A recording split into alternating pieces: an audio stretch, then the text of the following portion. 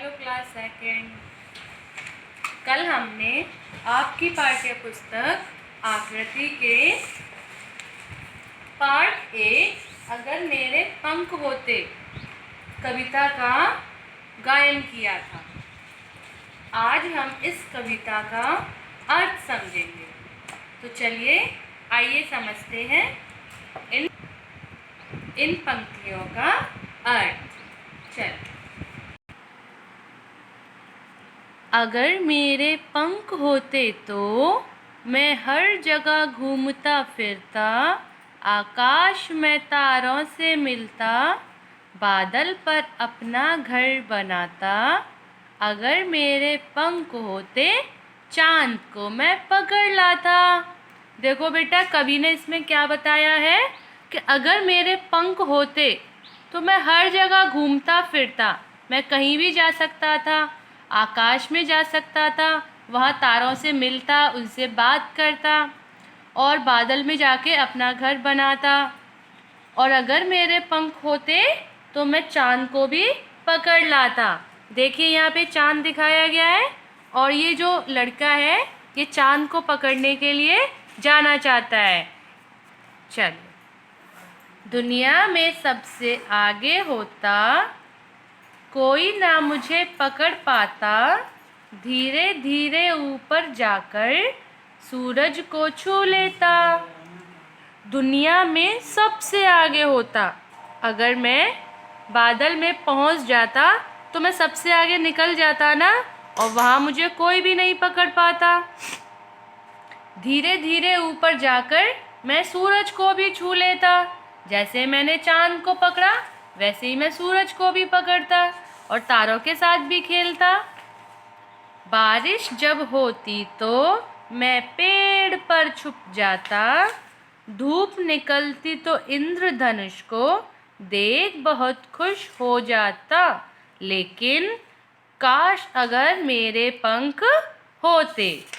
और अगर जब बारिश होती तो मैं पेड़ पर छुप जाता। जैसे जब बारिश होती है तो हम सब लोग अपने घर में छिप जाते हैं ना, तो यहाँ जो कवि है वो ये कह रहे हैं कि जब बारिश होती तो मैं पेड़ पर छुप जाता और धूप निकलती तो इंद्रधनुष को देखकर बहुत खुश हो जाता। 7 रंगों का इंद्रधनुष होता है ना, आप सब ने देखा होगा। लेकिन काश अगर मेरे पंख होते, लेकिन यहाँ पे सिर्फ कल्पना की गई है कि अगर मेरे पंख होते तो मैं ये सब कुछ कर सकता। देखिए बेटा, आगे आपकी एक्सरसाइज है शब्दार्थ, जिसमें कुछ शब्दों के अर्थ दे रखे हैं। जैसे कि आकाश का मतलब होता है आसमान, चांद का होता है चंद्रमा, दुनिया का होता है संसार और पंख का होता है पर। आगे आपके सही उत्तर पर सही विकल्प का चिन्ह लगाओ। देखिए बेटा, अगर मेरे डैश होते तो क्या होते? आँख, पंख, दांत, पैर।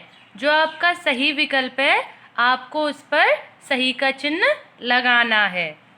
बादल पर अपना डैश बनाता, घर, दुकान, पाठशाला, मंदिर।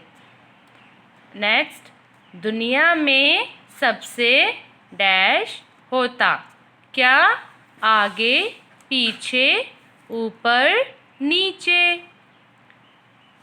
कोई ना मुझे डैश पाता, डांट, पकड़, गिरा, रुला। अब पृष्ठ संख्या 9 पर आपकी एक्सरसाइज 3 है, सही मिलान करो। आपको इन्हें अच्छे से पढ़ना है और इनका सही मिलान पुस्तक में ही करना है। आपके एक्सरसाइज 4 है, पंक्तियों को पूरा करो। अब आपको अपनी इस कविता को अच्छे से बार बार पढ़ना है और इन पंक्तियों को पूरा करना है। बेटा, पृष्ठ संख्या 8 और 9 पर आपका होमवर्क है, जो कि आपको अपनी पुस्तक में ही करना है। ओके बेटा, ठीक है बेटा। अब आपको ये वाला होमवर्क अच्छे से करना है और इसकी पिक क्लिक करके व्हाट्सएप ग्रुप पे शेयर करना है। सभी बच्चों को ये होमवर्क करना है, ठीक है। बाय।